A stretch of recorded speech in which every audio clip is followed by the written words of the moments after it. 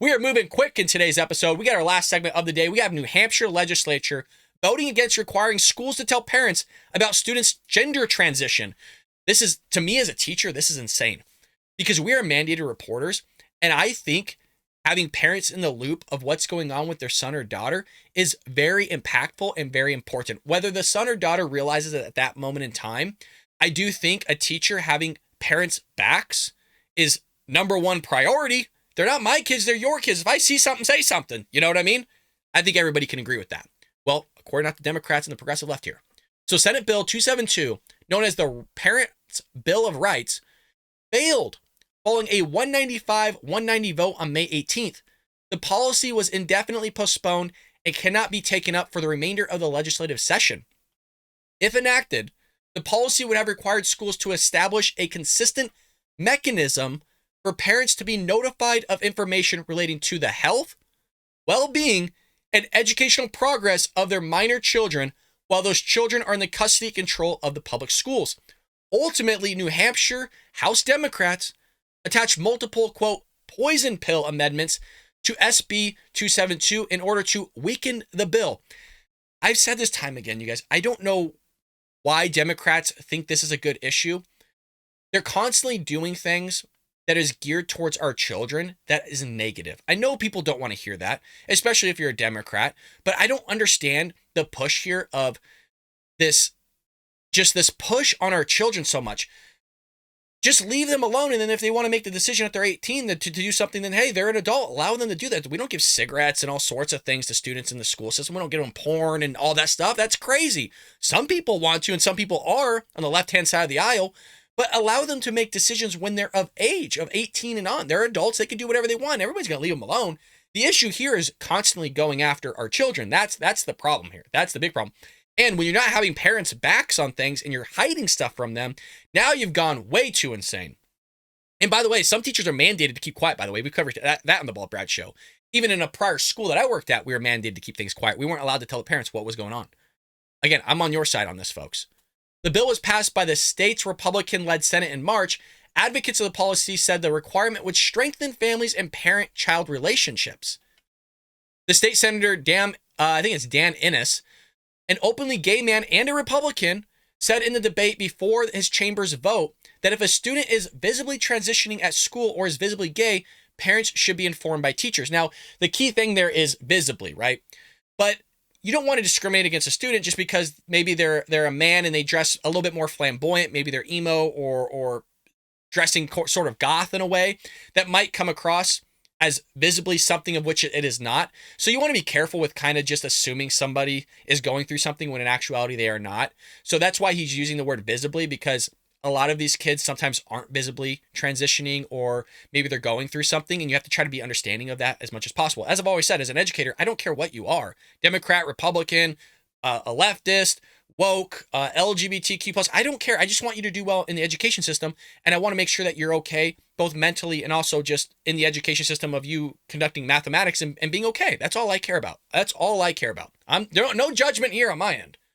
Cool. I think this bill will create a situation where it's less likely that a student will be ousted by his or her peers and more likely that it will happen in a way that supports that child, he said in March. I could tell you at age 13, I too was very confused, and parental support would have been very helpful.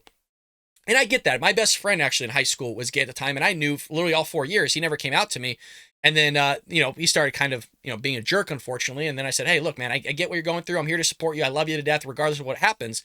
He didn't like the way that I did that. But again, a lot of people are going to support their friends, regardless of whether they're gay or not. They love you as an individual, regardless of whether you may or may not be going through something. So I think it's important that parents should know what you're seeing in the classroom so that they can help guide their child in the best way.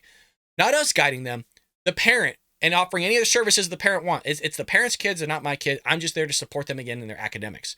Quote, parents who ask such questions likely already suspect their children have had problematic issues in this area, so this bill is not an effort to out such students. I mean, it kind of is in a way.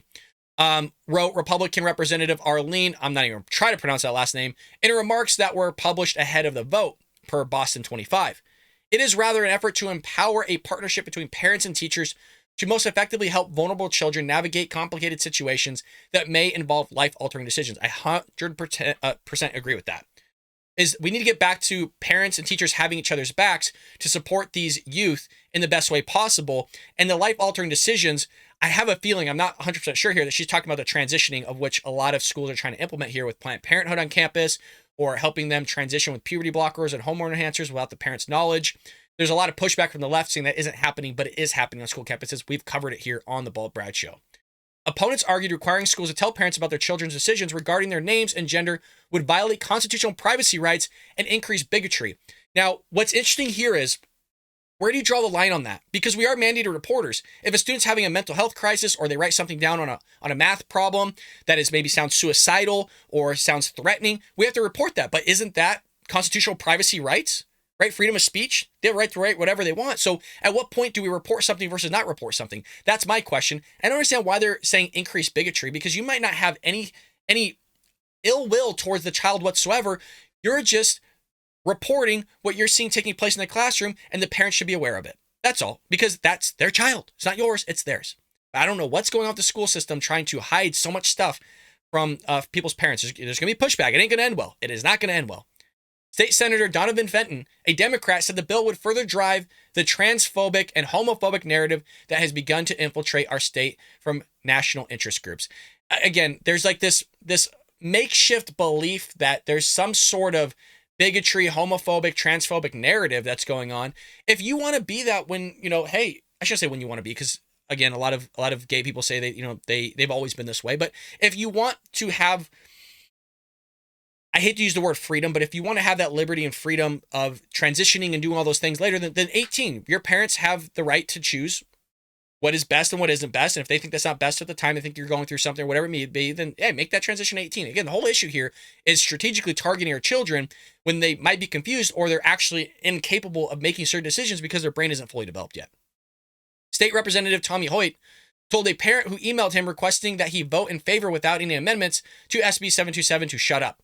Do you know why your children's results tanked during COVID? Hoyt wrote in an email obtained by the Marine Wire. Their parents were incompetent teachers. Do your children a favor. Let the teachers teach and shut up. Wow. You're clearly no professional. Yikes.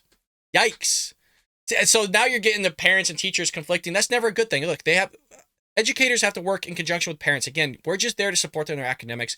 Outside of that, I think what we've done as a society is put too much on the teacher to where the teacher actually thinks they're the parent and they know what's best. That is not the case. I don't know what's best for your child. Maybe in terms of learning mathematics, just that I do. I'd have some good idea of it. Maybe you even have better insight than maybe I do of what's best for your child in terms of learning mathematics, and I can learn from you.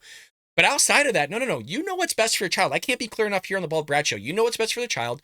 You know the decisions that you should make. It's not me. I'm just there to teach them math. I know I'm repeating myself, you guys, but I don't want somebody to come back and be like, this guy's insane. He's saying all these things. No, I support parents. I support parents taking care of their children. I'm just there to teach math and make sure your son or daughter understands the content and can be successful in their mathematics. That's all I care about. I can't be any more clear about that. I hope you enjoyed that clip from the Bald Brad Show. If you did, make sure to hit that subscribe button so you can stay up to date on all our future content.